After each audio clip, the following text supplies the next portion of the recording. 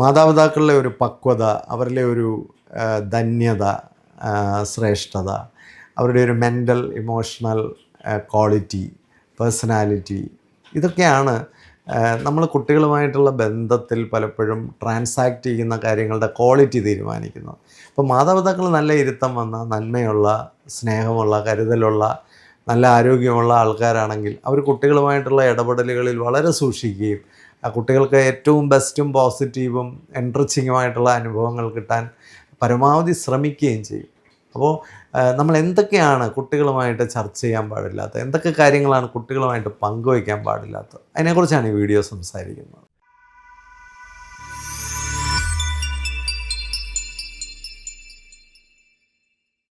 കുട്ടികളുമായിട്ടുള്ള ആശയവിനിമയത്തിൽ നമ്മൾ അവരോട് പങ്കുവയ്ക്കരുതാത്ത പല കാര്യങ്ങളുമുണ്ട്. പലപ്പോഴും മാതാപിതാക്കളുടെ ഒരു പക്വതയും അവരുടെ കാഴ്ചപ്പാടും വീക്ഷണവും അവരുടെ ഒരു മെൻ്റൽ ഹെൽത്തും ഇമോഷണൽ ഹെൽത്തും ഒക്കെ അനുസരിച്ചിട്ടാണ് അവർ കുട്ടികളോട് എങ്ങനെ പെരുമാറണം, എന്ത് പറയണം എന്നൊക്കെ തീരുമാനിക്കുന്നത്.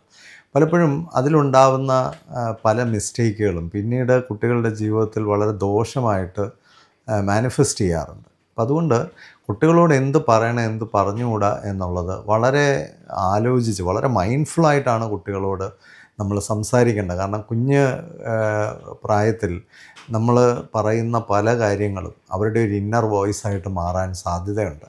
അവരുടെ ഉള്ളിൽ അതിങ്ങനെ കിടക്കുകയും അതവരെ പലപ്പോഴും പുറകോട്ട് വലിക്കുകയും പലപ്പോഴും അവരുടെ ആത്മവിശ്വാസം കെടുത്തുകയും അവരുടെ ഒരു ആത്മാഭിമാനത്തിന് ക്ഷതമാകുകയും ഒക്കെ ചെയ്യാൻ സാധ്യതയുണ്ട്. അപ്പോൾ സ്വാഭാവികമായിട്ടും നമ്മൾ കുട്ടികളുമായിട്ട് സംസാരിക്കുമ്പോൾ വളരെ സൂക്ഷിക്കേണ്ട, വളരെ പക്വമായി ഇടപെടേണ്ട പല കാര്യങ്ങളുണ്ട്. അപ്പോൾ അത് ഇന്നത്തെ വീഡിയോയിലൂടെ ഒന്ന് സംസാരിക്കാമെന്ന് ആഗ്രഹിക്കുകയാണ്. പ്രധാനമായിട്ടും ഒരു കാര്യം, ഈ മാതാപിതാക്കൾ ഈ അഡൽട്ട് ആയിട്ടുള്ള അല്ലെങ്കിൽ മുതിർന്ന ആൾക്കാരുമായിട്ട് റിലേഷണൽ പ്രോബ്ലംസ് കുട്ടികളുമായിട്ട് പറയാതിരിക്കുന്നതാണ് നല്ലത്. കാരണം ഇപ്പം മാതാപിതാക്കളുടെ സഹോദരങ്ങളൊക്കെ തമ്മിൽ എന്തെങ്കിലും പ്രശ്നങ്ങളുണ്ടെങ്കിൽ അവർ കുട്ടികളെല്ലാം ഫ്രണ്ട്സായിരിക്കും, കുട്ടികളെല്ലാം ഒരുമിച്ച് കളിക്കുന്നവരായിരിക്കും. ഇപ്പോൾ കസിൻസിനിടയിൽ അവർക്ക് പ്രശ്നങ്ങളൊന്നും കാണില്ല. അപ്പം മുതിർന്നവരുടെ ഇടയിലെ പ്രശ്നങ്ങൾ അവരുടെ ഉള്ളിലേക്ക് ഇഞ്ചെക്റ്റ് ചെയ്ത് അവരെ കൂടി ഇങ്ങനെ കമ്പാർട്ട്മെൻ്റലൈസ് ചെയ്യാനായിട്ട് കഴിവതും ശ്രമിക്കാതിരിക്കുക. കുട്ടികളുടെ ലോകത്ത് കുട്ടികൾ സ്വതന്ത്രമായി നടക്കുകയും അവർ നല്ല റിലേഷൻഷിപ്പും ബന്ധങ്ങളും സൗഹൃദങ്ങളും ഒക്കെ ഉണ്ടാക്കുന്നത് തന്നെയാണ് നല്ലത്. ഇപ്പോൾ അയൽക്കാർ തമ്മിൽ മുതിർന്നവർ പ്രശ്നമുണ്ടെങ്കിൽ കുട്ടികൾ തമ്മിൽ ചിലപ്പോൾ പ്രശ്നം കാണില്ല. അപ്പോൾ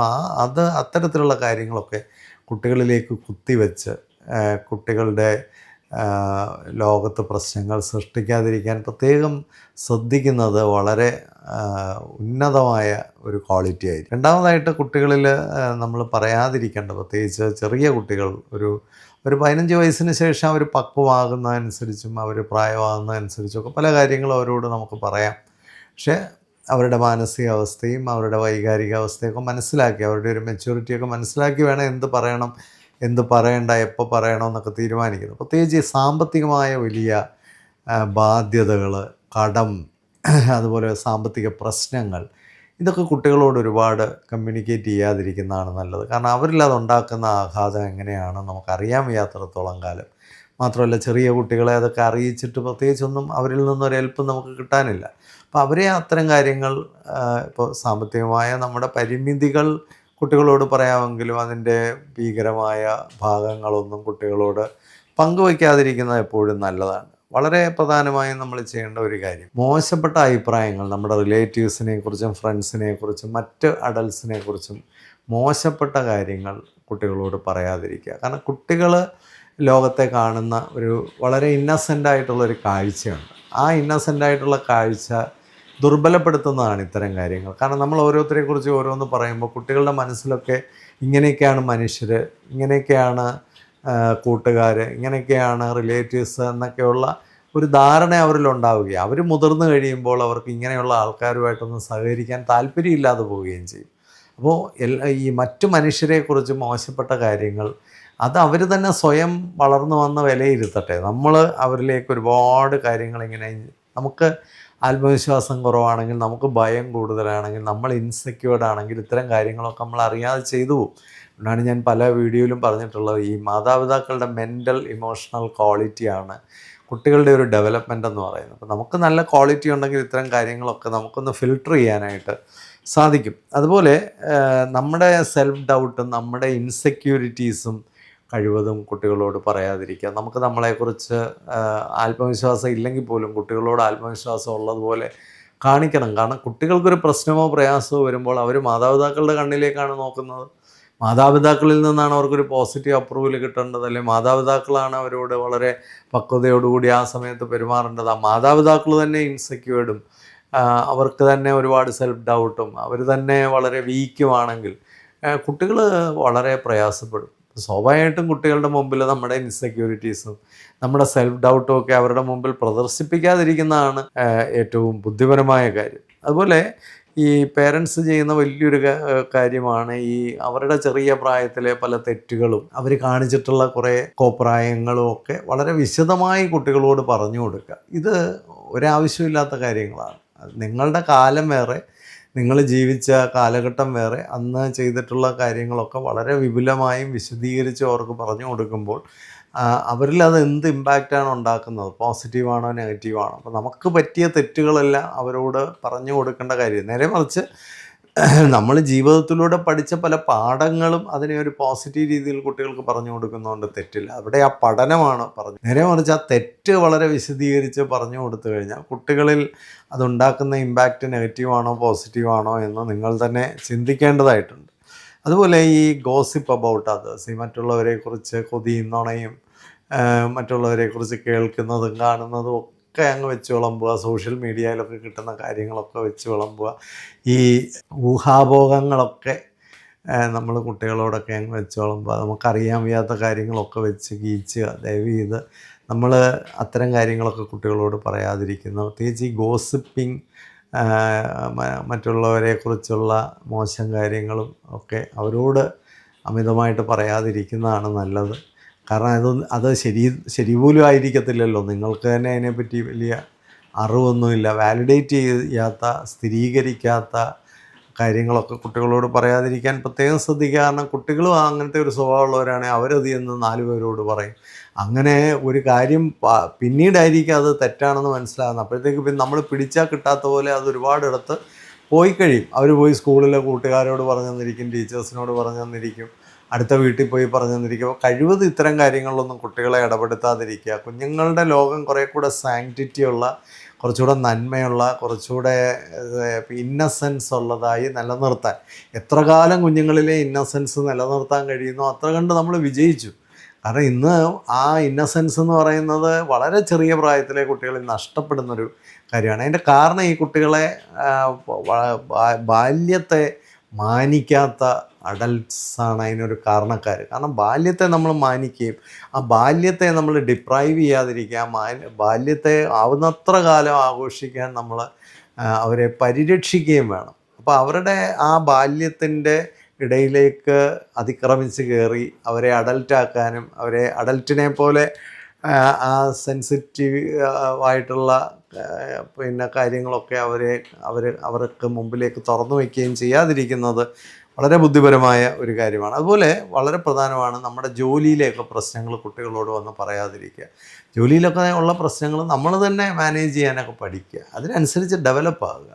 ശരിക്കും നല്ല ട്രെയിനിങ് ഒക്കെ ഉണ്ടെങ്കിൽ നമുക്ക് ഈ ജോലിയിലെ പ്രശ്നങ്ങളൊക്കെ നമുക്ക് തന്നെ മാനേജ് ചെയ്യാനായിട്ട് പറ്റും. ഇപ്പം നിങ്ങൾക്കൊരു ടോക്സിക് ആയിട്ടുള്ളൊരു ബോസുണ്ട്, അല്ലെങ്കിൽ നിങ്ങളുടെ കൊളീഗ്സ് മായിട്ടുള്ള ബന്ധം ശരിയല്ല, ഇതൊക്കെ നമുക്ക് പരിശീലനം. ഇപ്പം അങ്ങനെയൊക്കെയുള്ള ആൾക്കാർ ഒരു കൗൺസിലറിനെയൊക്കെ കാണുന്നത് നന്നായിരിക്കും. പലരും എന്നോട് ചോദിക്കുന്നൊരു കാര്യമാണ്, സാർ ഇങ്ങനെയൊക്കെയുള്ള കാര്യങ്ങൾ വരുമ്പോൾ ഞങ്ങളങ്ങ് തളർന്നു പോവുകയാണ്. ഇതിനൊക്കെയാണ് ഇന്നത്തെ കാലത്ത് കൗൺസിലിങ്ങും ഒക്കെ ഉള്ളത്. നമുക്ക് ജോലിയിൽ നമുക്കെന്തെങ്കിലും ബുദ്ധിമുട്ടുണ്ടെങ്കിൽ അതൊക്കെ ഒരു അറിവുള്ള, അത്തരം കാര്യങ്ങൾ ഡിസ്കസ് ചെയ്യാൻ പറ്റുന്ന ഒരു നിലവാരമുള്ള ഒരാൾക്കാരുമായിട്ട് ഇരുന്ന്, അങ്ങനെയുള്ളവർ നമുക്ക് സുഹൃത്ത് ബന്ധത്തിൽ തന്നെ ഉണ്ടെങ്കിൽ ഏറ്റവും നല്ലത്, റിലേറ്റീവ്സിൻ്റെ ഇടയിലുണ്ടെങ്കിൽ ഏറ്റവും നല്ലത്. ഇനി അങ്ങനൊന്നും ഇല്ലെങ്കിൽ ഒരു പെയ്ഡ് സർവീസ് ഉപയോഗിക്കുക.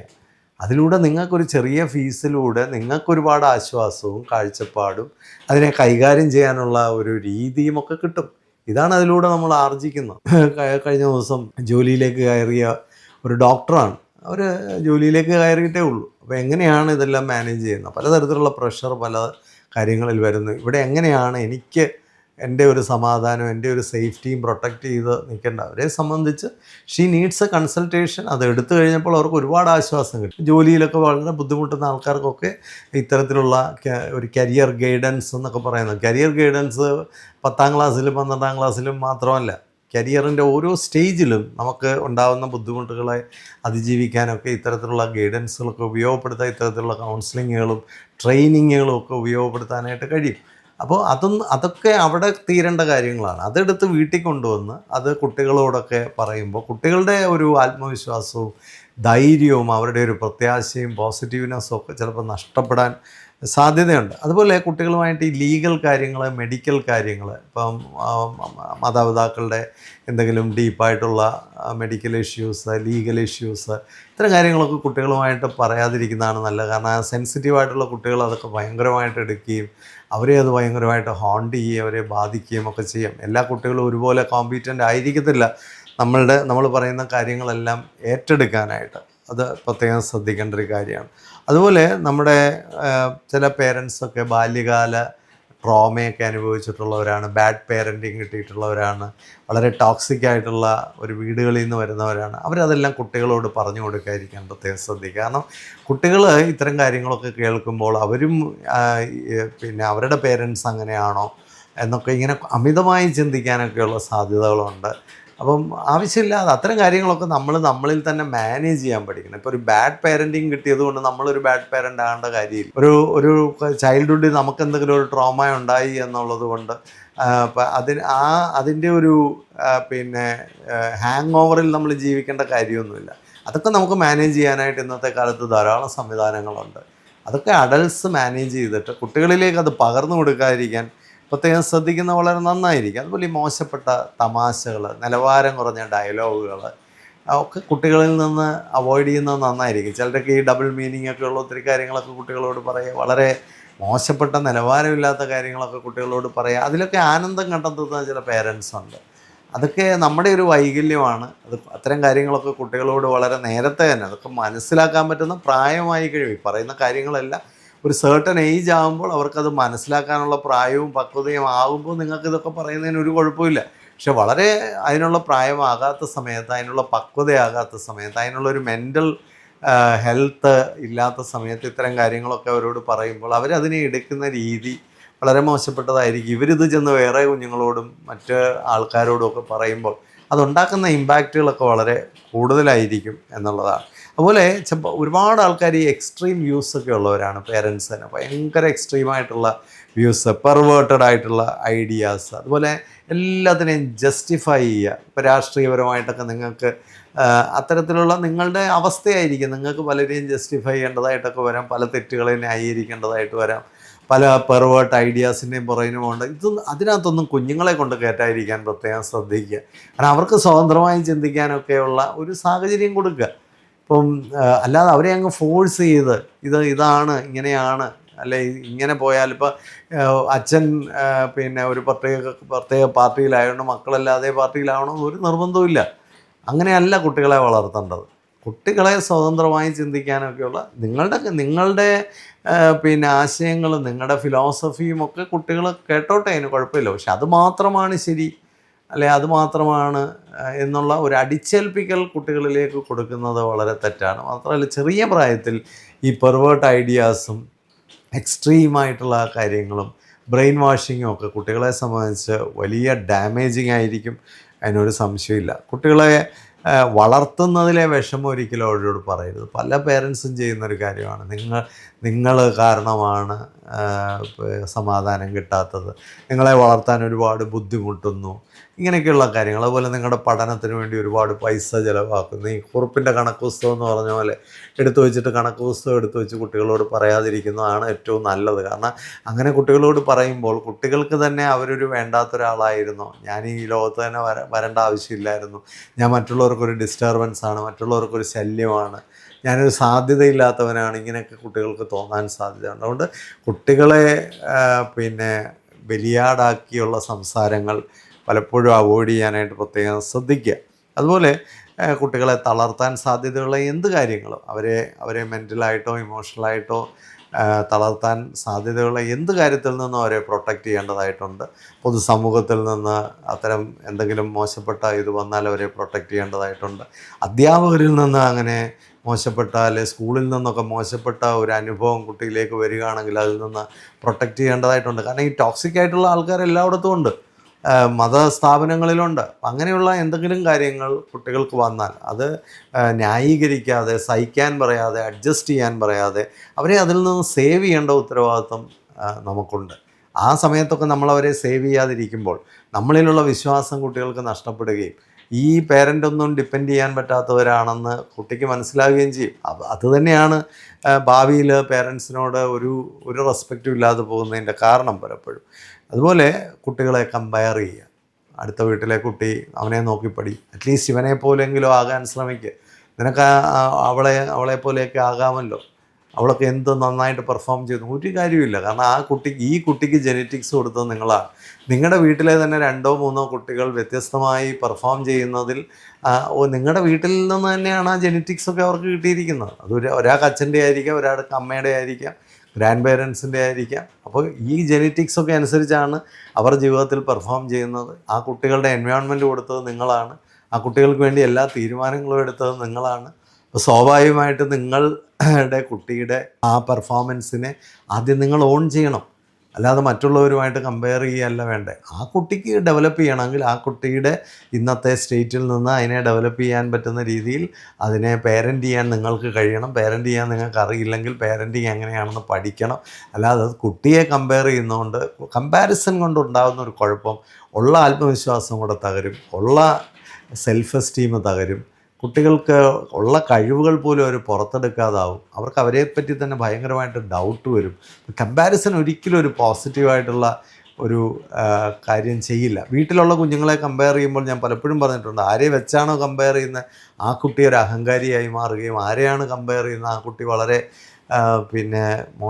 മീഡിയോക്കറായി പോവുകയും ചെയ്യും. ഇതൊക്കെയാണ് ഇങ്ങനെയുള്ള ക്രിറ്റിസിസം കൊണ്ടുള്ള കമ്പാരിസൺ കൊണ്ടുള്ള പ്രശ്നം. അതുപോലെ കഴിവതും കുട്ടികളുടെ മുമ്പിൽ വെച്ച് അവരുടെ ടീച്ചേഴ്സിൻ്റെ കുറ്റം പറയാതിരിക്കുക, അതുപോലെ തന്നെ സ്കൂളിൻ്റെ കുറ്റം പറയാതിരിക്കുക. അങ്ങനെയൊക്കെയുള്ള എന്തെങ്കിലും പ്രശ്നങ്ങൾ നിങ്ങൾക്ക് അനുഭവപ്പെടുന്നുണ്ടെങ്കിൽ അതൊക്കെ അതിൻ്റെ അപ്രോപ്രിയേറ്റ് സ്ഥലത്ത് പോയി പറയുന്നതാണ് നല്ലത്. കുട്ടികളുടെ മുമ്പിൽ വെച്ച് കുട്ടികളോടും ഇത്തരം കാര്യങ്ങളൊക്കെ ചർച്ച ചെയ്യാതിരിക്കുന്നത് വളരെ ആരോഗ്യകരമാണ്. കാരണം അതൊക്കെ കുട്ടികളിൽ ഉണ്ടാക്കുന്ന ഇമ്പാക്റ്റ് വളരെ നെഗറ്റീവായിരിക്കും. ഒരിക്കലും അത് അങ്ങനെയുള്ള കാര്യങ്ങൾ ചെയ്യാതിരിക്കുക. കുട്ടികൾ ടീച്ചേഴ്സിനെ ബഹുമാനിക്കാൻ തന്നെയാണ് നമ്മൾ അവരെ പഠിപ്പിക്കേണ്ടത്. അധ്യാപകരുമായിട്ട് നല്ലൊരു ബഹുമാനമുള്ള ബന്ധമുണ്ടെങ്കിൽ തന്നെ അത് കുട്ടികളുടെ ജീവിതത്തിന് വളരെ നല്ലതാണ്. അപ്പം അതിനെ ഹനിക്കുന്ന ഒരു കാര്യവും നമ്മുടെ വീട്ടിൽ ചർച്ച ചെയ്യാതിരിക്കാൻ പ്രത്യേകം ശ്രദ്ധിക്കേണ്ടതായിട്ടുണ്ട്. അതുപോലെ വളരെ പ്രധാനമായൊരു കാര്യമാണ് ആവശ്യമില്ലാത്ത കഥകളൊക്കെ കുട്ടികൾക്ക് വളരെ നല്ലതാണ്. പക്ഷേ കഥകൾ പറയുമ്പോൾ അന്ധവിശ്വാസമുള്ള കഥകൾ, ഭൂതം, പ്രേതം ഇങ്ങനെയൊക്കെയുള്ള കഥകൾ, ആരോഗ്യപരമല്ലാത്ത കഥകൾ, ഇതൊക്കെ കുട്ടികൾക്ക് ധാരാളം നെഗറ്റീവ് ഇമ്പാക്റ്റ് ഉണ്ടാക്കുക. അതൊക്കെ കൗണ്ടർ പ്രൊഡക്റ്റീവാണ്. അപ്പോൾ അവരോട് പറയുന്ന കാര്യങ്ങൾ, അത് കഥകളൊക്കെ ആണെങ്കിലും വളരെ ആലോചിച്ച് മൈൻഡ്ഫുള്ളായിട്ട് അതൊക്കെ കണ്ടുപിടിച്ച് കുട്ടികളുടെ എൻറിച്ച്മെൻറ്റിന് അല്ലെങ്കിൽ കുട്ടികളുടെ ഒരു നിലവാര വർധനവിന് പ്രവർത്തിക്കുമെന്ന് ഉറപ്പുള്ള കാര്യങ്ങൾ മാത്രം കുട്ടികൾക്ക് കഥകളായിട്ടൊക്കെ പറഞ്ഞു കൊടുക്കാൻ പ്രത്യേകം ശ്രദ്ധിക്കുക. എല്ലാ കാര്യത്തിലും ഒരു പോസിറ്റീവായിട്ട് കുട്ടികളെ ഡെവലപ്പ് ചെയ്തെടുക്കാനായിട്ട് പ്രത്യേകം ശ്രദ്ധിക്കുക. ഒരിക്കലും കുട്ടികൾ അവർ കാരണമാണ് വീട്ടിൽ എന്തെങ്കിലും ബുദ്ധിമുട്ടുണ്ടായതെന്നോ അല്ലെങ്കിൽ അവർ കാരണമാണ് ജീവിതത്തിൽ പേരൻസിന് സ്ട്രഗിൾ ഉണ്ടായതെന്നോ ഒന്നും കുട്ടികൾ ഒരിക്കലും അറിയാനോ കുട്ടികൾക്ക് അങ്ങനെയുള്ള ഒരു തലത്തിലേക്കുള്ള ചർച്ചകൾക്കോ ഒരിക്കലും അവസരങ്ങൾ കൊടുക്കാതിരിക്കുക. വളരെ പോസിറ്റീവായിട്ട് കുട്ടികളെ ഗ്രൂം ചെയ്തെടുക്കുക. കാരണം കുട്ടികളെ നമ്മളാണ് ഈ ലോകത്തിലേക്ക് കൊണ്ടുവന്നത്. അതുകൊണ്ട് അവരുടെ ബാല്യത്തിൽ അവരെ പ്രൊട്ടക്റ്റ് ചെയ്യുകയും അവരെ ഗാർഡ് ചെയ്യുകയും അവരെ എൻറിച്ച് ചെയ്യുകയും ഡെവലപ്പ് ചെയ്യുകയും ഒക്കെ ചെയ്യേണ്ട വലിയ ഉത്തരവാദിത്വം നമുക്കാണ്.